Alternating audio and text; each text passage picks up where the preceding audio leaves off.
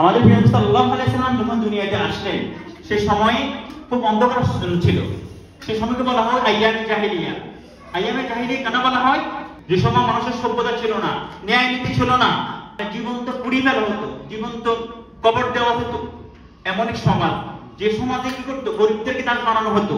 সেই সময় আল্লাহ তাআলা তার নবী সাল্লাল্লাহু আলাইহি সাল্লামকে যখন দেখলেন মানুষজন ক্ষতিগ্রস্ত হয়ে যাচ্ছে, জাহান্নামী হয়ে যাচ্ছে, আল্লাহ তাআলা আমাদের প্রিয় নবীকে মক্কাতুল মুকাররমায় 570 খ্রিস্টাব্দে কুরাইশ বংশে মা আমিনার গৃহে আল্লাহ তাআলা কি করলেন, নিয়ে আসলেন।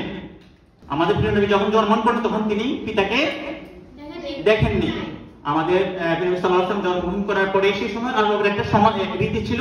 সেই রীতিটা ছিল কি, মক্কার কেউ যদি জন্মগ্রহণ করে তাকে গ্রামে পাঠিয়ে দেওয়া হতো, গ্রামে পাঠিয়ে দেওয়া হতো, যাতে করে সে কি করে গ্রামের আলো বাতাস উঠা বসা খেলাধুলা করে ভালো শরীর স্বাস্থ্য হতে পারে এবং সুন্দর ভাষা শিখতে পারে। সে সময় আরবের সমাজের রীতি ছিল এটা। হালিমা সাদিয়া যিনি আসছেন, তিনি আসার পরে দেখলেন যে আমাদের প্রিয় নবী শুয়ে আছেন। তিনি দেখে আমাদের প্রিয় নবীর চেহারা দেখে তিনি মনে করলেন আমাদের প্রিয় নবীর মধ্যে রয়েছে বারাকা। তিনি স্বামী বললেন, এই প্রিয় স্বামী, আমাদের মনে হচ্ছে এই সন্তানের মধ্যে কোনো বারাকা রয়েছে। এজন্য তিনি কি করলেন, আমাদের প্রিয় নবীকে কোলে নিলেন এবং আমাদের প্রিয় নবীকে তিনি যখন উঠে উঠালেন, যে উটটা ছিল একবারে জীর্ণ শীর্ণ, হাঁটতে পারতেছিল না, কিন্তু আমাদের প্রিয় নবীকে কোলে নেওয়ার সাথে সাথে এই উটটাও কি হয়ে গেল, শক্তিশালী হয়ে গেল। তিনি যে উটটা নিয়ে যখন চলতেছিল সবাই অবাক, যে হালিমাতুস সাদিয়া গরিব মানুষ উটটা নিয়ে আসছে, জীর্ণ শীর্ণ ছিল, এই উটটা কিভাবে শক্তি পেল, কে এত শক্তি দিল? মদিনা যাওয়ার পরে আমাদের নবী সাল্লাল্লাহু আলাইহি ওয়াসাল্লাম এত বেশি ভালো মানুষ ছিলেন, ছোট অবস্থায় তিনি সবার সাথে খেলাধুলা করতেন, সবার সাথে মিশতেন, সবাই খুব ভালোবাসতো।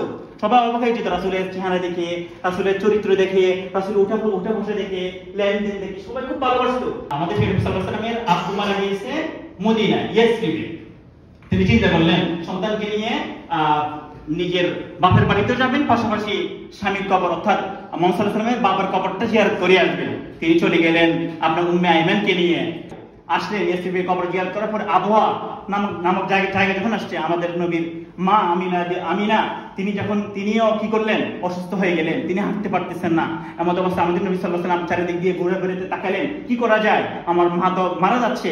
তিনি একটু পানি খাওয়ালেন। তারপরে আমাদের নবী সাল্লাল্লাহু আলাইহি ওয়াসাল্লামের মা ইন্তেকাল করেছেন। তিনি তাহলে 6 বছর বয়সে মাকে হারালেন, বাপকে হারালেন, মাকে হারালেন। এরপর মুহাম্মদ সাল্লাল্লাহু আলাইহি ওয়াসাল্লাম লালিত হচ্ছেন আব্দুল মুত্তালিবের কাছে। মক্কার রাজা ছিল আব্দুল মুত্তালিব এবং কাবাগরের ছাবি ছিল ওনার কাছে। এভাবে বড় হতে লাগলো। কিন্তু আব্দুল মুত্তালিব যখন 8 বছর বয়স হয়েছে, সে সময় আব্দুল মুত্তালিবও দুনিয়া থেকে চলে গিয়েছে। প্রিয় নবী সাল্লাল্লাহু আলাইহি ওয়াসাল্লাম মাকে হারালেন, বাপকে হারালেন, এমনি ভাবে দাদাকে হারালেন। দাদা মারা যাওয়ার সময় বললেন, আমি তো তোমাকে কার কাছে রেখে যাব? আমাদের প্রিয় নবী সাল্লাল্লাহু আলাইহি ওয়াসাল্লাম বললেন, আমাকে আবু তালিবের কাছে রেখে যান। আমাদের প্রিয় নবী সাল্লাল্লাহু আলাইহি ওয়াসাল্লামের সাথা ছিল 10 জন, ফুফু ছিল 6 জন। সুবহানাল্লাহ। ইয়া আইয়ুহাল্লাযীনা আমানু আতিউল্লাহ ওয়া আতিউর রাসূল।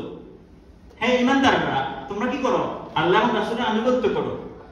এবং আল্লাহ তাআলা বললেন কি, কুল ইন কুনতুম তুহিব্বুনাল্লাহ ফাত্তাবিউনি। যদি তোমরা আমাকে ভালোবাসতে চাও, আল্লাহ বলতেছেন যদি তোমরা আমাকে ভালোবাসতে চাও তাহলে কি করো? আমার রাসূলের অনুসরণ করো। আমার রাসূল যা কিছু নিয়ে আসছেন সেই সবগুলো অনুসরণ করো এবং যা কিছু করতে বারণ করেছেন সেখান থেকে তোমরা কি থাকো, বিরত থাকো। তাহলে আল্লাহ তাআলা আমাদের কি দিবেন? জান্নাত দিবেন।